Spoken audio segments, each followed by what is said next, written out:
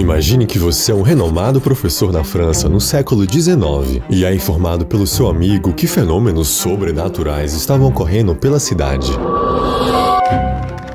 Mesas girantes que não só levitavam, mas também se comunicavam com os humanos. O que você faria se ouvisse essa história? Acreditaria ou acharia que não passava de uma grande farsa? Bom, aquele homem até então católico e profundamente racional foi investigar aquilo tudo. E depois disso, o mundo nunca mais foi o mesmo.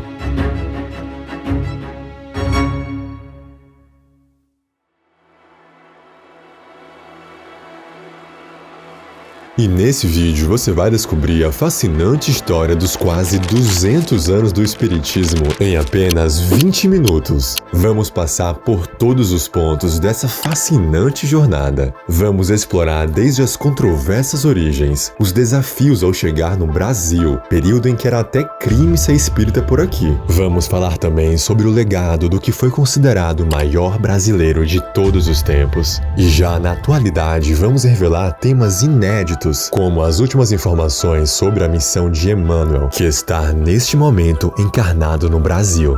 Vamos falar também as informações sobre a próxima encarnação de Chico Xavier e a visão espírita sobre o futuro da humanidade. Fique comigo até o final desse vídeo e a sua visão sobre o Espiritismo nunca mais será a mesma. E como dizia Albert Einstein, a percepção do desconhecido é a mais fascinante das experiências. O homem que não tem olhos abertos para o misterioso passará a vida sem ver nada. Seja muito bem-vindo ao iluminado mundo do Espiritismo. Antes de começarmos, se você gostaria que mais pessoas embarcassem nessa grande jornada pelo Espiritismo, eu já peço para que você deixe o seu like e compartilhe esse vídeo com os seus contatos. Pois saiba, você não está aqui por acaso. Fazendo isso, você ajuda para que a espiritualidade seja divulgada para mais pessoas. E se ainda não é inscrito, clique no botão inscrever-se, esse botãozinho vermelho logo abaixo. Assim você poderá acompanhar em primeira mão mais vídeos como este. E agora, vamos para o vídeo.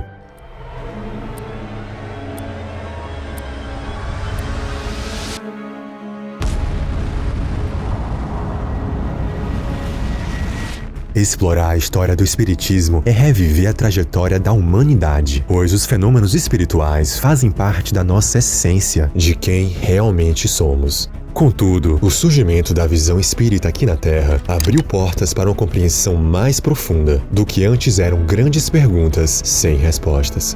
E a história dessa doutrina que iluminou o mundo teve o seu começo um pouco antes do que você imagina. O movimento que teve sua explosão na Europa teve o seu começo em um pequeno vilarejo na América.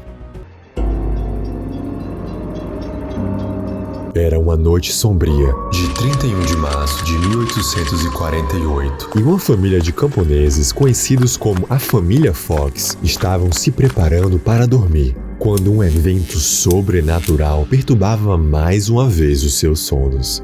Visto que a família já há algum tempo não dormia com os barulhos, uma das 3 irmãs Fox, chamada de Kate, resolveu chutar o pau da barraca e desafiou a força invisível.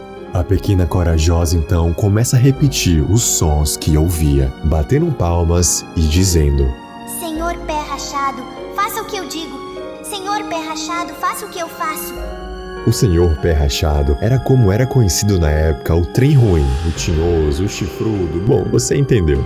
Logo após, para a surpresa de alguns e espanto de todos, ouviam-se em resposta a quantidade exata de batidas correspondente ao número de palmas de Kate. Depois daquela noite, o pequeno vilarejo de Healdsville nunca mais foi o mesmo. E esse foi o primeiro caso de evento mediúnico que realmente foi documentado. E esse caso com as irmãs Fox foi tão conhecido e divulgado que foi respaldar lá na Europa, chegando nos ouvidos do homem que eu falei lá no início do vídeo. Lembra dele? Bom, ele ouviu essa história e se interessou ainda mais a estudar sobre, principalmente depois do seu grande amigo convencer de tais fenômenos. E o nome desse homem era nada mais, nada menos que Allan Kardec.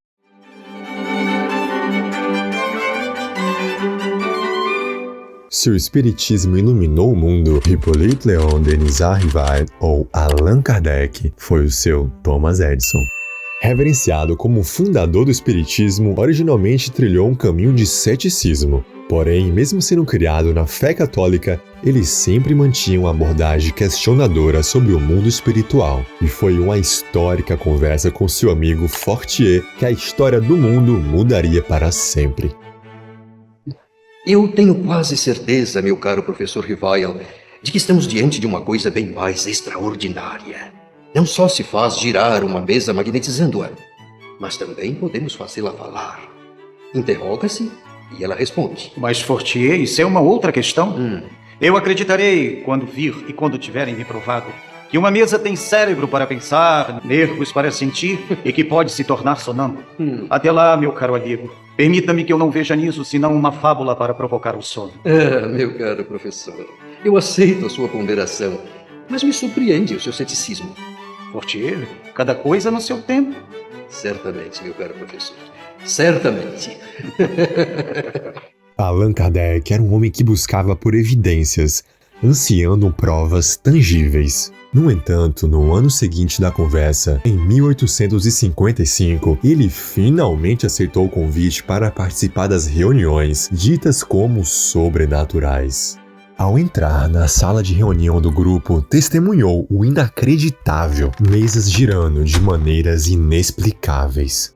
Sendo um amante da ciência, sua mente começou a fervilhar de perguntas. E no auge da sua curiosidade, uma revelação veio. Não eram as mesas que se moviam por conta própria, e sim as almas daqueles que já viveram na Terra, conduzindo aquele espetáculo. A partir daquele evento revelador, Allan Kardec mergulhou profundamente nos estudos sobre incorporação e mediunidade. Allan Kardec também embarcou em uma profunda jornada de investigação da psicografia. E depois de todos esses estudos, foi que se finalmente definiu como o marco inicial do espiritismo. Grave bem essa data, 18 de abril de 1857, que foi a data da publicação da primeira edição do O Livro dos Espíritos.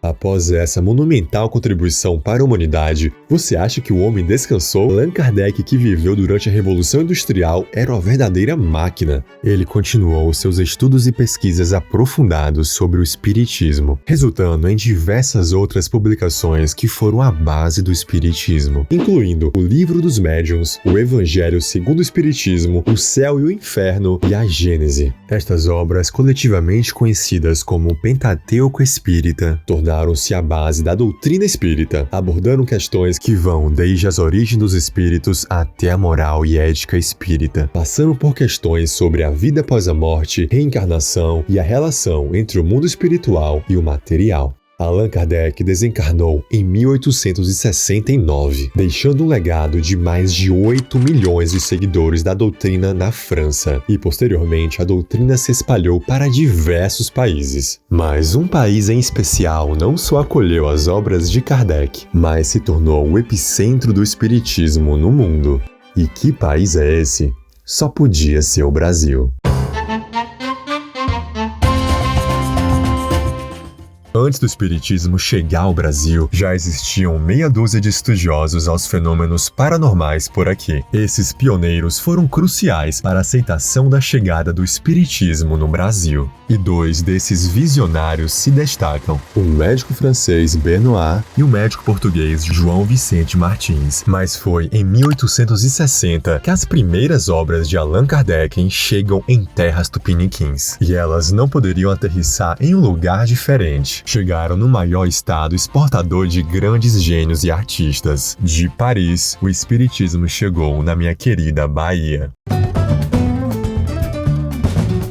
Foi na Bahia, inclusive, o primeiro registro de manifestação mediúnica no Brasil, no formato do espiritismo, no ano de 1845, no distrito chamado Mata de São João. Já no ano de 1865, na cidade de Salvador, surgiu o Grupo Familiar do Espiritismo, fundado por Luiz Olímpio Teles de Menezes, que não apenas guiou a primeira sessão espírita do Brasil, mas também foi muito provavelmente a primeira pessoa a publicar um livro livro espírita no Brasil. Um livrinho bem pequeno chamado O Espiritismo, Introdução ao Estudo da Doutrina Espírita. Com o passar dos anos, a influência desse grupo em Salvador cresceu exponencialmente, culminando na criação da Associação Espírita Brasileira em 1873. Mas Salvador não era o único epicentro de mudanças espirituais no Brasil. Lá no Rio de Janeiro, foi fundado um dos mais significativos grupos de estudo do Brasil, a Sociedade de Estudos Espiríticos do Brasil, Grupo Confúcio. Essa sociedade teve um papel fundamental na tradução das obras de Kardec para o português. Além disso, uma figura-chave associada a esse grupo foi Joaquim Carlos Travassos. Ele introduziu o Livro dos Espíritos a um médico que viria a ser um dos maiores nomes do espiritismo no mundo.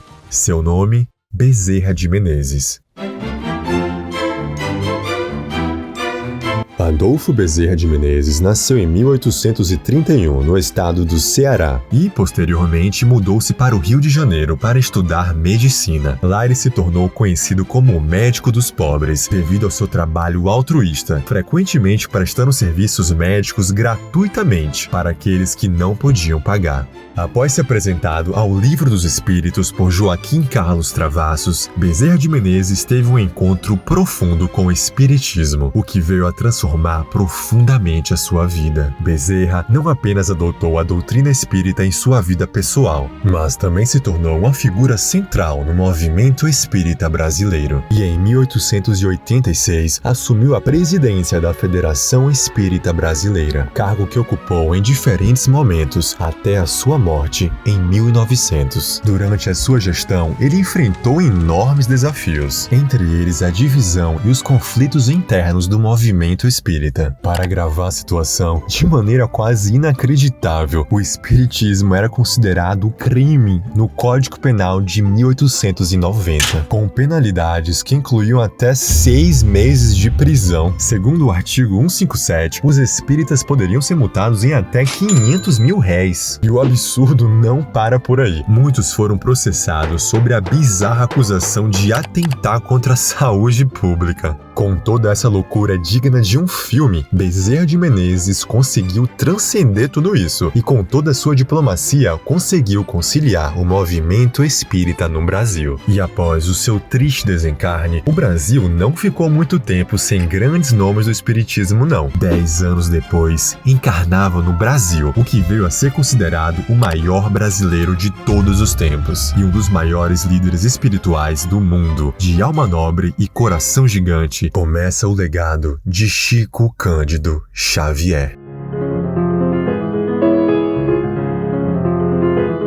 Francisco Cândido Xavier, nascido em 1910 em Pedro Leopoldo, Minas Gerais, é sem dúvida a figura mais icônica do espiritismo brasileiro. Desde cedo, Chico começou a demonstrar habilidades mediúnicas, alegando ver e ouvir espíritos. No entanto, foi somente na adolescência que ele começou a entender e a aceitar a sua mediunidade.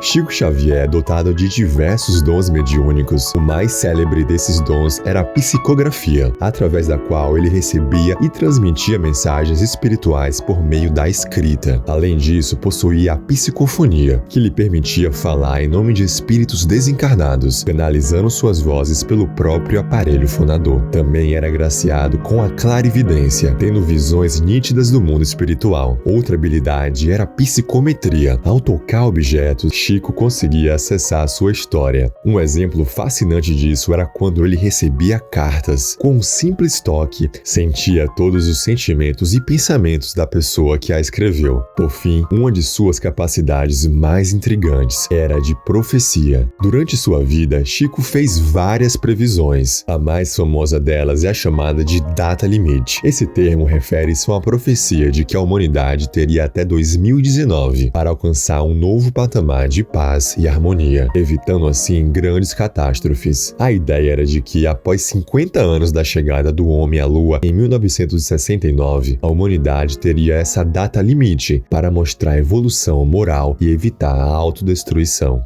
Ao longo da sua vida, Chico psicografou mais de 400 livros, recebendo mensagens de diversos espíritos, especialmente do espírito de Emmanuel, o seu inseparável mentor espiritual, que se apresentou quando Chico tinha apenas 21 anos de idade. Então você deve estar pronto para 3 regras básicas. Que regra? A primeira é a disciplina. E a segunda? Disciplina. E a terceira? Disciplina.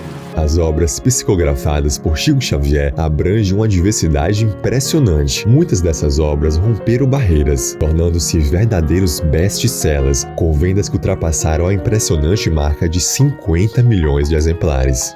Esses textos foram cruciais para a popularização e aceitação do espiritismo no Brasil. E, acredite se quiser, o alcance da mediunidade de Chico foi tão impactante que até mesmo serviu como provas em processos criminais. Já na década de 1970, iniciou-se com 2 entrevistas históricas a Chico Xavier, vinculadas pela extinta TV Tupi, Canal 4 de São Paulo, no programa Pinga Fogo. A primeira noite de 28 de julho conseguiu a maior audiência da história da TV brasileira. E a segunda, já no dia 21 de dezembro de 71, também atingiu um grande sucesso em audiência.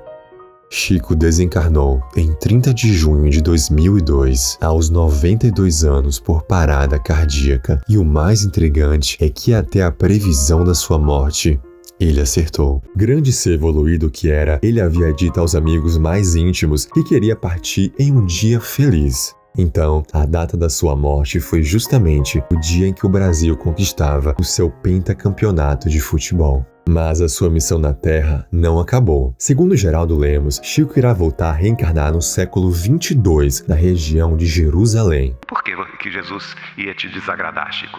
Não, porque eu havia pedido a ele que depois da tarefa de Emmanuel reencarnado aqui em São Paulo, no século 21, que a gente invertesse de novo, que eu reencarnasse de novo no Brasil, que Emmanuel voltaria para o plano espiritual e nós continuássemos essa tarefa no século 22. Eu havia pedido isso a Nosso Senhor. E eu acabei de receber a resposta negativa. E ela então perguntou, não, mas por quê? Porque ele mandou dizer para mim que ele me espera reencarnado em Jerusalém no século 22. Qual será a missão de Chico naquelas terras tão emblemáticas? Escreve sua opinião aqui nos comentários. Com a ida do médium mais renomado do Brasil, Chico Xavier, em 2002, poderia-se pensar que o espiritismo no país enfrentaria um grande declínio. No entanto, no século XXI, tem sido um período de renovação constante e expansão para a doutrina espírita. Após Chico, surgiram novas figuras que continuaram o trabalho de divulgação e ensino do espiritismo. Divaldo Pereira Franco é um deles. Sua obra e seu centro beneficente, a Mansão do Caminho, têm contribuído significativamente para a prática da caridade e para a difusão do espiritismo.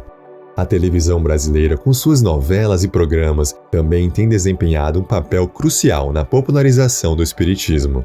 Novelas como Além do Tempo, A Viagem, O Espelho da Vida e Alma Gêmea incorporaram temáticas espíritas em suas tramas, familiarizando ainda mais o grande público com a doutrina. O cinema não ficou para trás. Nosso Lar, lançado em 2010, baseado na obra psicografada por Chico Xavier e ditada pelo espírito André Luiz, tornou-se um grande sucesso em bilheteria. E sua sequência, Nosso Lar 2, já está com data marcada para janeiro de 2024. E para o futuro, a disseminação do espiritismo irá ficar ainda mais forte com o trabalho que virá a ser realizado pelo mentor do Chico, Emmanuel, que está neste momento encarnado no Brasil. As informações que nós temos é que ele será reconhecido por sua obra, principalmente na área da educação. Embora já existam diversas suposições de quem seja Emmanuel, não há consenso na comunidade espírita de quem seja ele. As informações que sabemos foram ditas pelo próprio Chico, que se trata de um homem nascido no início do ano 2000 na região do interior de São Paulo. Sabemos também pelas próprias palavras de Chico que ele será um médium de psicografia, e o seu trabalho na Terra durará até o ano de 2100. Dentro da doutrina espírita, acredita-se que a Terra está em processo de transição de um mundo de provas e expiações para um mundo de regeneração. Isso significa que, gradualmente, a humanidade irá evoluir em moralidade e fraternidade. Em resumo, o Espiritismo no século XXI se tornou uma força viva, adaptando-se aos novos tempos, mas mantendo sua essência de amor e caridade. E se esse conhecimento o impactou de alguma forma, compartilhe esse vídeo com os seus contatos no WhatsApp, no Instagram e para as pessoas que você mais ama. E como dizia Chico Xavier, viver é sempre dizer aos outros que eles são importantes, porque um dia eles se vão e ficaremos com a sensação de que não amamos o suficiente. Muito obrigado e até a próxima.